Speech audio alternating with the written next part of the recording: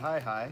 So, sorry, this was supposed to be much more organized in terms of telling everyone when I was going to go live again, but sorry, I got a package today and I thought you might all want to see it get unboxed. First of all, until some folks get here, hi Headhunter Fox. Come here, dogs. Yeah, so I've got a couple of new knives come and just a couple other things to talk about. I'll answer any questions that folks can think to answer while I'm doing it. And yeah, Cedric and Ada. Hello. Hello. Smelling like they've just eaten some cat turds or something. Terrible breath, both of them today.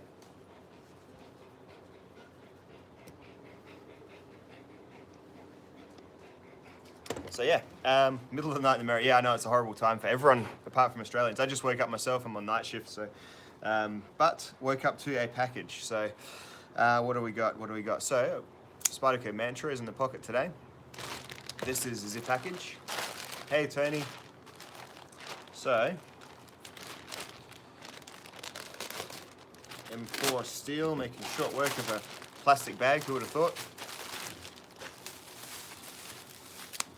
So this was a couple of requests that I've had a fair few times. Hey, Bluegrass Survival.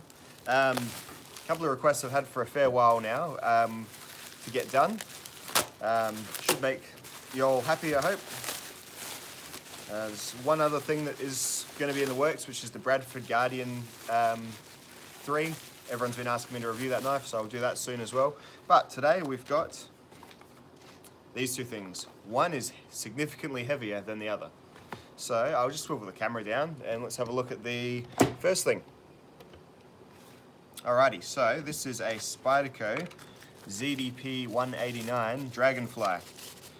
So this is, everyone's been asking me for ages and ages, can you do all the steel stuff to ZDP 189? So I certainly will do all that to this. I would say I'd do it live, but I have a feeling it's going to be a long raw take unless I use my speeding up powers. So there you go. So a little Spyderco Dragonfly, very, very good little knife. I had the HAP 41, more or less, sold the HAP 41 and bought this with the same money. So always have a Dragonfly pretty much.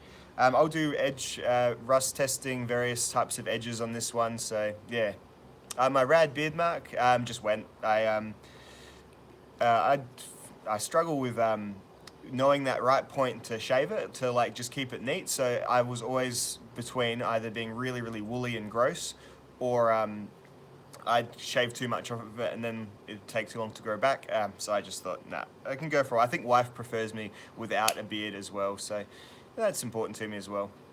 But yeah, this is a good little knife for Dragonfly for sure.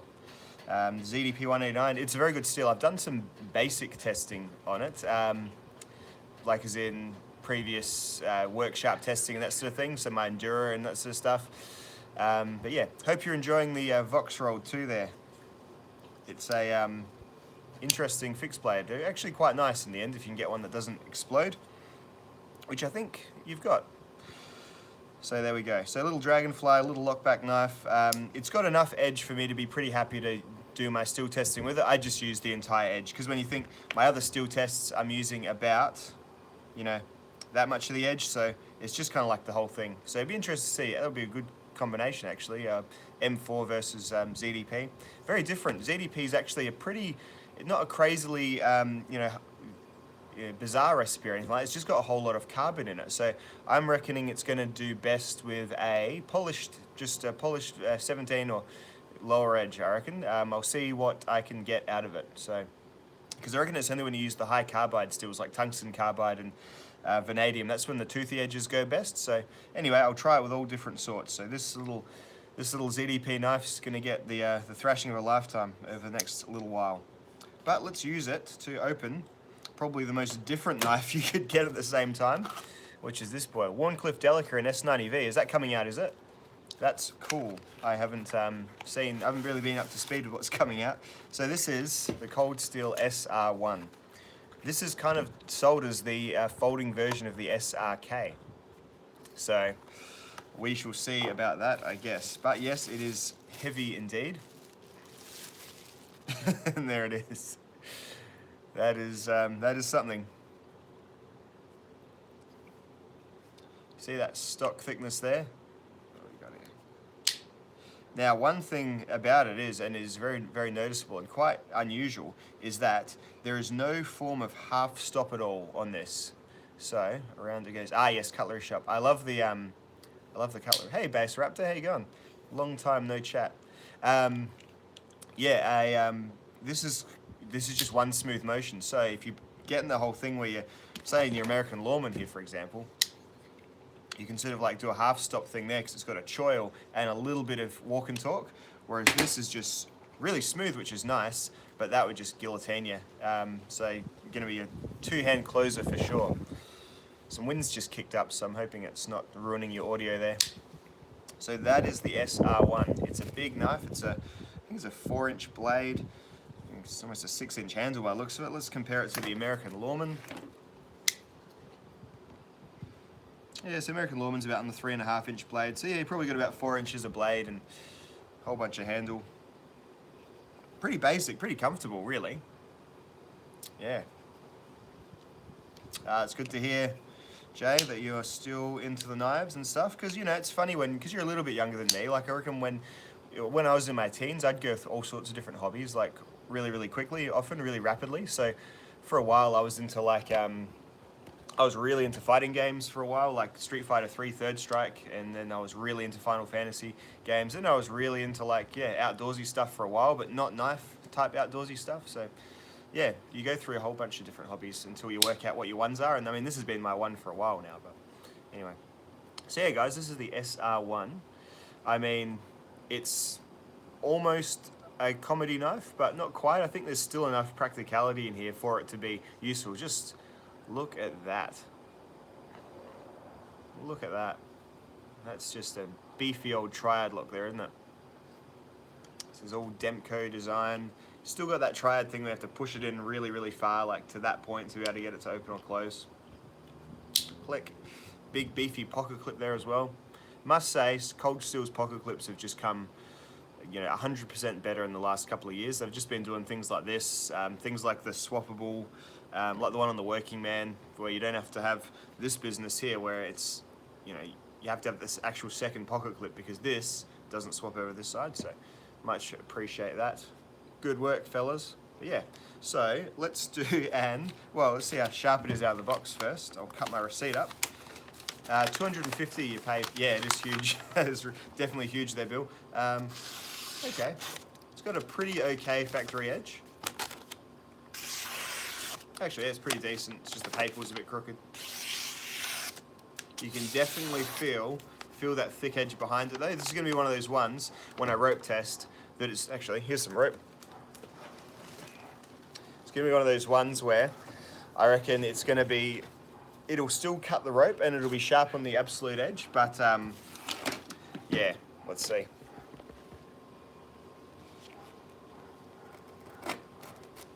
Yeah, so the absolute edge bites in really, really well, but it's not, you can feel so much resistance behind it straight away that it's almost feeling like it's not doing very well, but then you'll do it and it'll pop arm hairs still as well. So it's, yeah, just fatness behind the edge just really makes a rope test either, enjoyable. Well, no, they're never really enjoyable, I must say, but it makes a difference between being either, complete pain or, not too bad when you finish. Oh, that was okay. So say this, Cedric. Hey, Cedric, come here, man. Good dogs. Yeah, so it can be either, enjoyable. No, Tony, yeah, these have always been an S35. These are quite a new design, so yeah. But yeah, it's when it's all thick like that behind the bevel, sometimes the test is just painful to do. Whereas say with the dragonfly, this will be a fine test because it's a thin little knife, and even though the absolute edge is still cutting like crazy, but yeah. Hey man, everyone says hello, Cedric. Yeah, he's getting a bit old. They get all white around here once they start getting old. Like he used to be all yellow all over when he was a puppy. Whoa. Hey Ada. These are my dogs.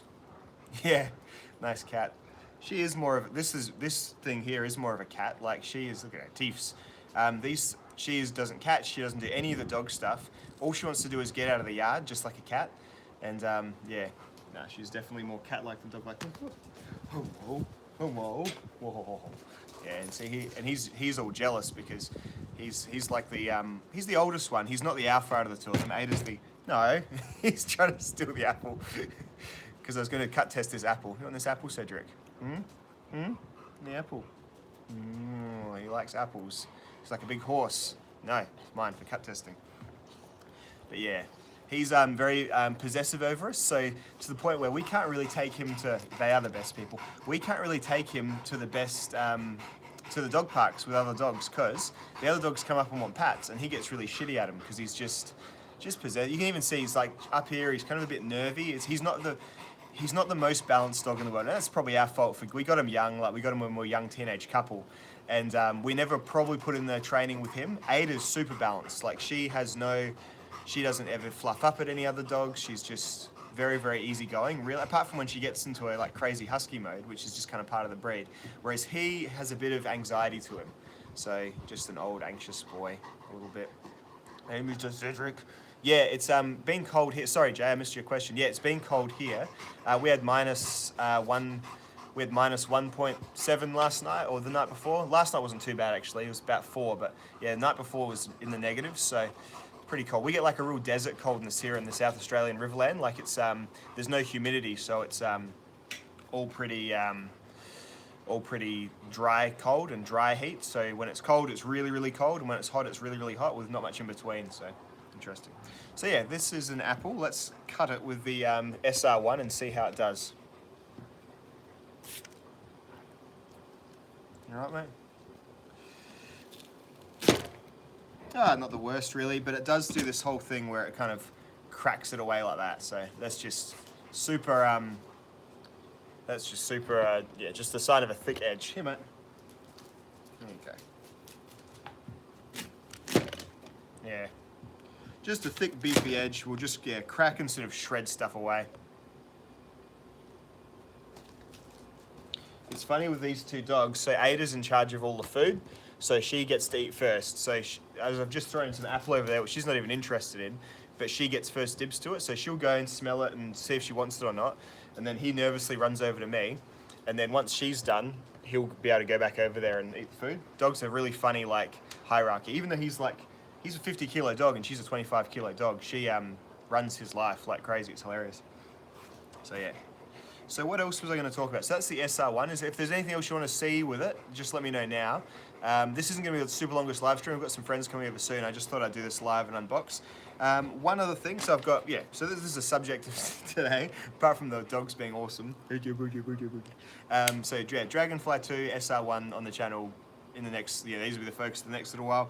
Another thing I did mean to do was I've had this mantra. I don't know if you follow my Instagram. Yes, labs and retrievers are the best. He is a lab crossed with a retriever, so he's got all of that neediness and none of the physical health. So there you go. He got the worst traits of both dogs, but he's still lovely. He's probably getting towards the end of his track, really, I would say. He's 11 or 12. Yeah, and yeah, he's just taking it takes a fair while to stand up and takes a fair while to get going in the mornings now. And he probably has another year left in him or so. So we'll get there when we get there, won't we, old mate? Hey, he'll let me know when it's time. But yeah, he's got dicky hips, and he's probably got some stuff in him. See ya, Bill. Yeah, see you on the edge asylum. Yeah, he's got some dicky old hips and probably some problems with him, but otherwise he's okay for an old dog. But yes, one other thing I was going to talk about, yes, the mantra I found under my car seats, or under my car floor mats. I thought I'd lost this, and I was like, the whole thing, I didn't want to say I'd lost it, because then it was lost. And then yes, they get pretty creaky after a few, after probably about 7 years. Cedric was pretty creaky and old, so 13, she's doing well.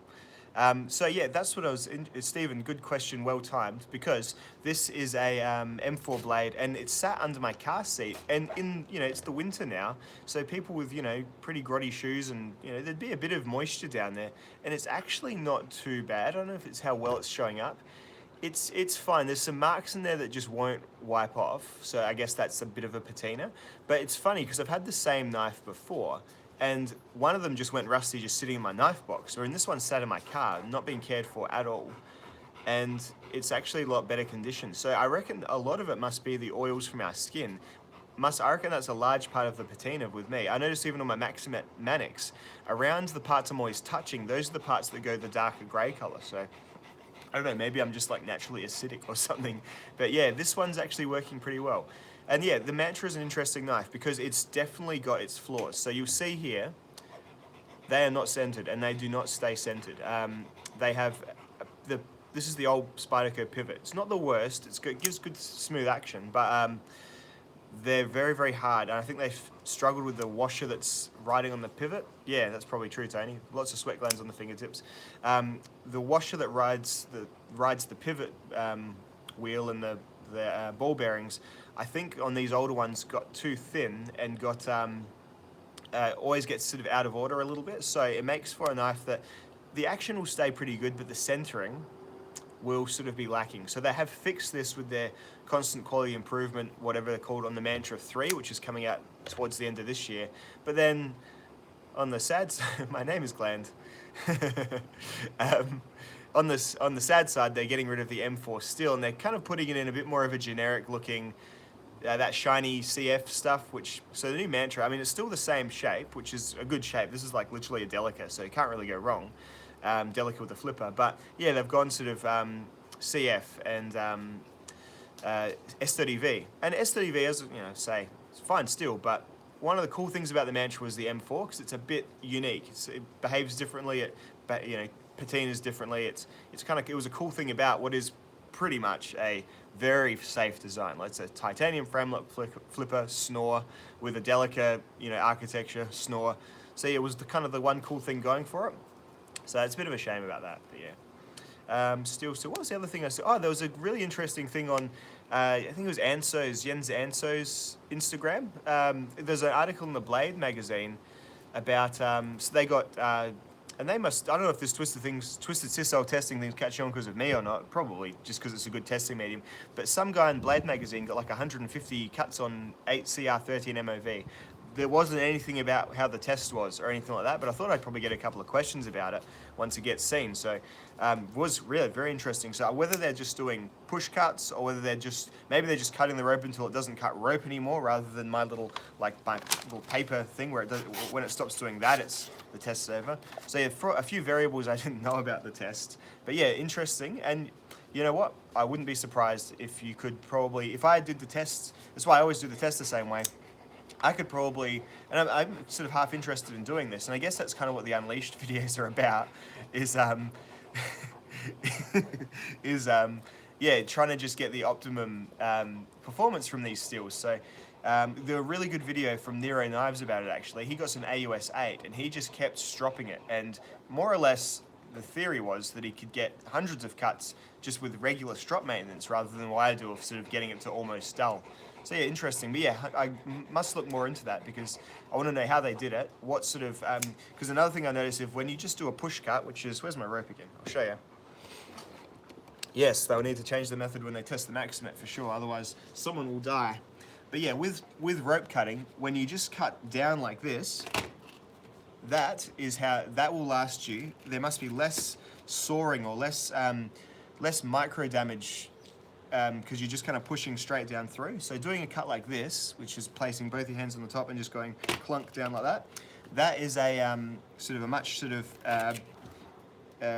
it's a way of getting a longer result. And you see why like Rockstead, Bussy, all them, they do sort of a downward push cut to get through all their rope, because I reckon it focuses on one point of the knife, but I reckon from there the wedge-like nature of the grind probably does a fair bit more of just the tearing apart of the rope.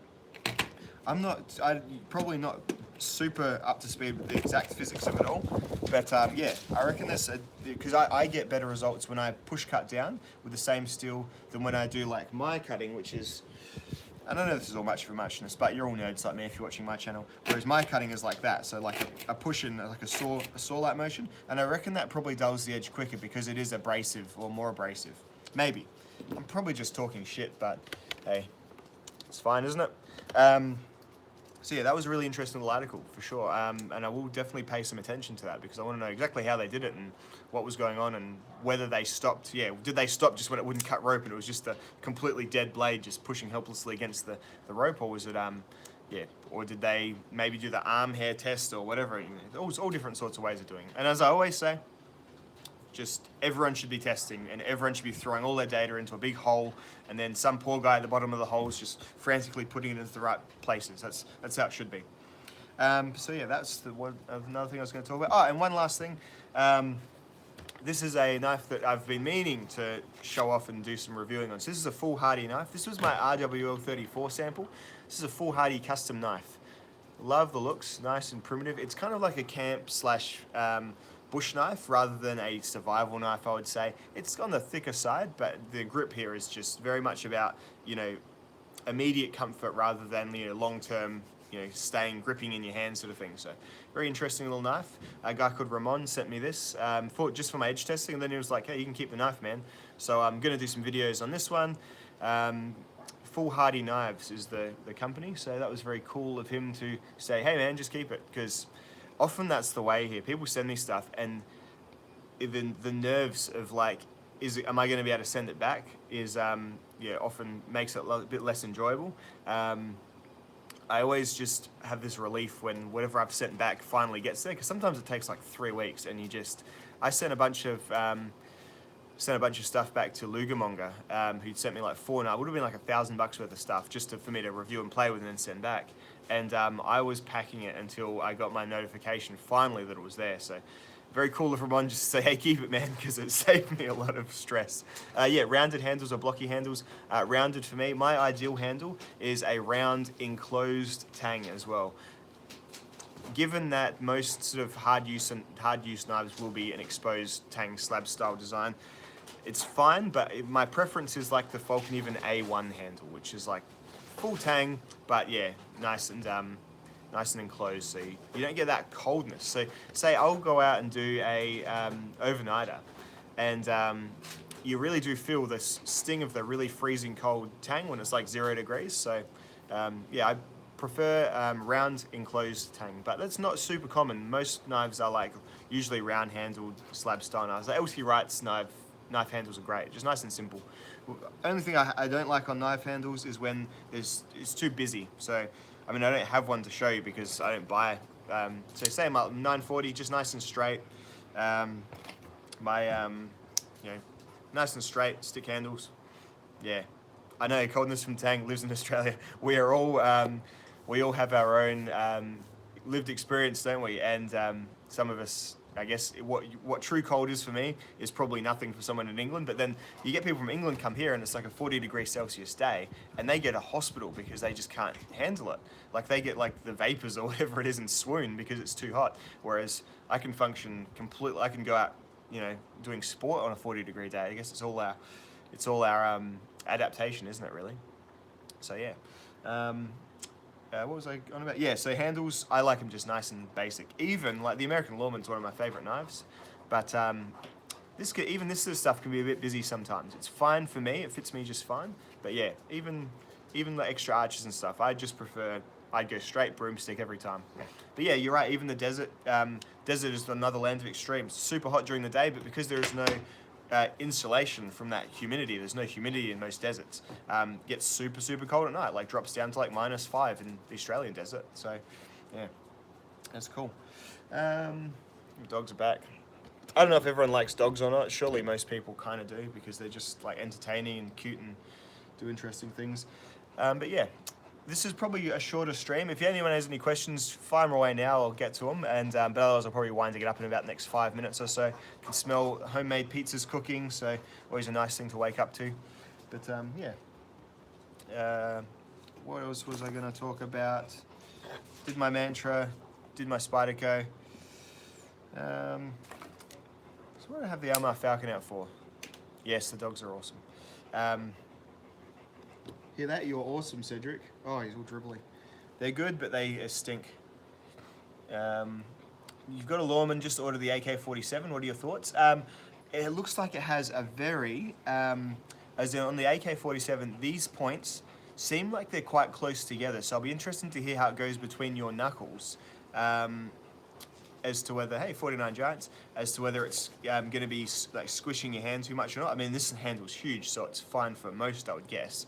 But yeah, that's the only thing about the AK that I've sort of held off on. And I saw a review on the fixed blade field knife version of it, and apparently it was I think Gideon Saku did it. Apparently, just that those two parrot speaks, or the whatever you call them, was just too much for using in hard use. So, yeah, I reckon the handle might just be a bit of an odd price. Glenn, are the Almars worth the money?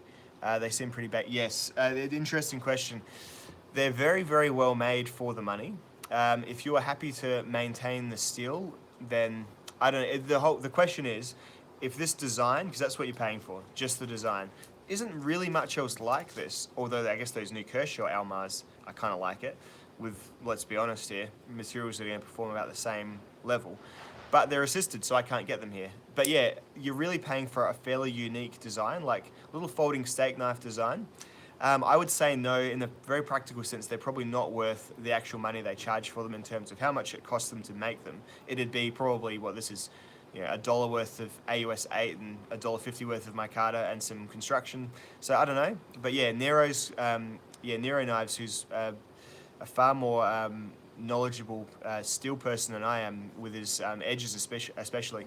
He's got one of these, loves it. He's happy to just keep the AUS 8 stropped and keep it working. The geometries do a lot of the heavy lifting here with these knives because they're really, really thin and cut ground very fiercely. So they do a lot of the hard work. But yeah, as for the value, my logical brain is like, nah, it's just too much. But yeah, then I guess it's like people will pay an extra $10,000 for the slightly fancy version of a car when really they're getting probably an extra $400 of leather in the seats and a different radio in it and stuff. So it's just that whole value thing. It's just it's a bit of prestige, bit of provenance, bit of knowing you've got a proper Almar, and all that stuff's very, very intangible. But that's kind of the sort of thing you have to start thinking about when you think of the value of this. So yeah, I don't really have a solid answer for you, but my logical brain says no, but my heart still loves the knife. So there you go. Yes, value is very subjective. Striders are super pricey, especially now that he's not making them production anymore. They're only going to go up, aren't they? So yeah, that's that. But yeah, that's probably all for today, guys. Thank you for joining me. Thank you for your attention. That's what we're all here for, as YouTubers. Attention, pay attention to me. But yeah, so keep an eye out for some SR1 stuff. Some ZDP stuff will be during probably this week, as I can get some testing done. But yeah, that's marked up horribly already. No, that's cool. Thank you for watching. Yeah, I wish prices were better too. Yeah, so there'll be more on the SR1. I might even take this on a certain overnight style show that I have sort of some plans to do very, very soon again. I've got some holidays coming up and I've kind of got my mojo back for that sort of stuff. So you never know, this might be the next dickhead survival knife. Who knows, might form part of the review. If I can't wait though, I'll do a normal review on it and use something else or whatever. So that should be cool. I'm hoping for within the month I've shot another episode of that. So there we go. And yeah, the ZDP stuff I'll chisel away at over the next little while. I'll do all the different edges and things because people want to know about this still. Advanced Stream Bro, you're exactly right. All right, guys, thanks for watching. I'll catch you all in the next one. Bye now.